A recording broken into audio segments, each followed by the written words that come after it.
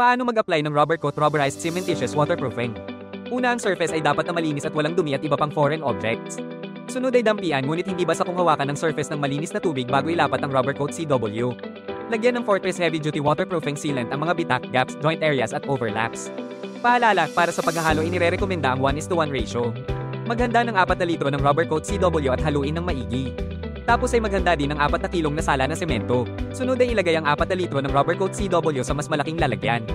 Dahan-daang ihalo ang 4 na kilo ng semento sa rubber coat CW liquid.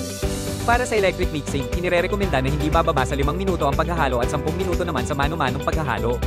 Maglagay ng isang coat ng primer clear at hayaang matuyo ito ng 1 oras. Maglagay ng 3 coats ng rubber coat CW sa pamamagitan ng brush, roller o spray. Ilagay ang polyester reinforcing mat sa concrete corners, 0.3 meter overlapping at hayaang matuyo ng hindi bababa sa 4 na oras bawat coats. Para sa karagdagang impormasyon, bisitahin ang aming website, www.campbridge.com.pe.